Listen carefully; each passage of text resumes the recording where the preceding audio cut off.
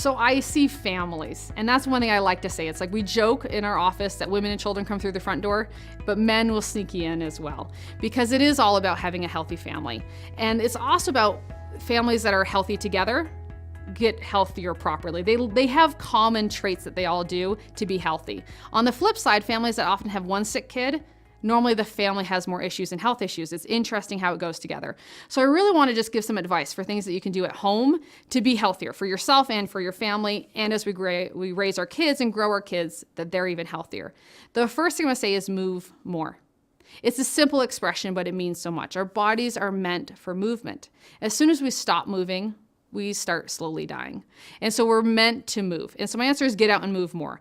Kids are stuck in school for 8 hours a day, and they have very limited recess time. One of the best things you can do for your kids is as soon as they get home, send them outside. They need true gravity, dirt under their fingers. They don't need the video games. They really don't need that at all. They need the time to be outside to really let their bodies move and explore and reconnect with the earth and reconnect with themselves. Anytime that you can move more, do it. Make it fun for the family. Make it fun for the parents. Really understand that as we move and we show that example to our children, that they understand the value behind being healthy.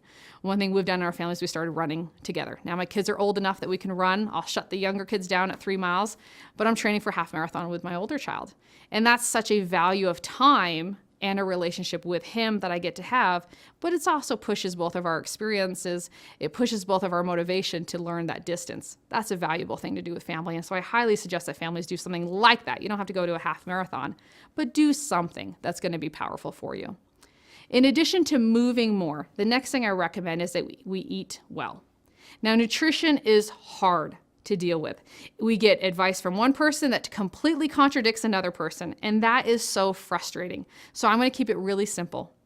Choose your food to be fuel. Choose healthy food. Choose real food. When you go to a grocery store, the best answer I can give is if you can stick to the aisle and don't stop in the bakery section, that's probably doesn't count as real food, but you can stick to the fruits and vegetables and the lean proteins, you're going to be healthier. If you can eat food that has been in the earth and not in a box, it's always going to be better for you. So when in doubt, choose fuel rather than just food that feels good, tastes good at the moment, but actually is a toxin to your body. And that's a huge, huge thing, and it's a hard thing for us to acknowledge. My advice for food is it's the one thing we have control over. What we put in our mouth is our control. And so choose every time to have good things in and make it balanced. It has to be balanced so that we're part of life as well. And then the last goal, and the last thing I work on with a lot of families and I recommend, is to work on how we think, to think more positively. I talk about thinking happy. What we've found, and we've done a ton of research on positive thinking, is that if people look at a space, a negative thinker will point out 3 negative things. A positive thinker will point out 3 positive things. And a neutral thinker will point out some of each. But what's interesting is the same room that they're looking at, or the same view. So it's all what's happening in our head. But isn't that how we perceive life, is through our head and through our experiences? And if you want to have a good life, then we want to change how we're thinking. Positive thinkers not only are happier, which we expect, but here's what's really cool. Positive thinkers live longer. They're healthier. They get paid more. They are divorced less often because it's all in how we perceive our world. Most people are naturally negative thinkers. That's just what the research has shown us.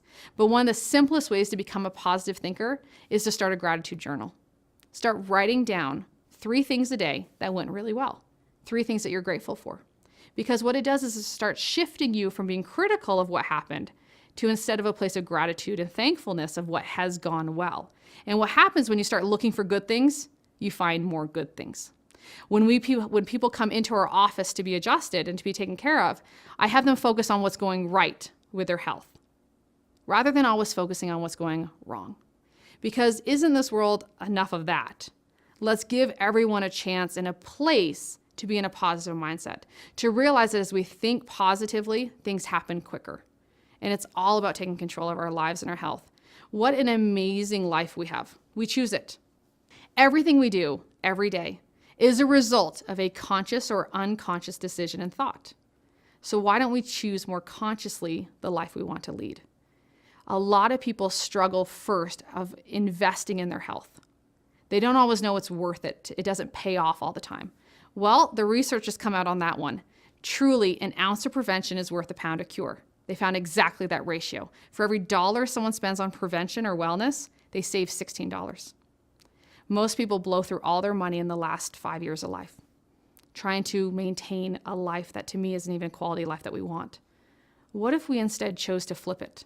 Invest early, have an amazing quality of life that lasts for years. Wouldn't that change everything? Our lives are meant to be full of experiences and full of relationships and full of love and gratitude. That's what I like to cultivate. That's why I see families, because it's all about having a rich experience in life and being healthy, true health, not an absence of symptoms, but truly being happy, truly having quality of life and enjoying everything that you do. That to me is how it should be. So you can reach out to my office, please. My office is Family First Chiropractic and Wellness Center, and I'm in Murray, Utah. You can also go to our website, which is utahfamilychiro.com.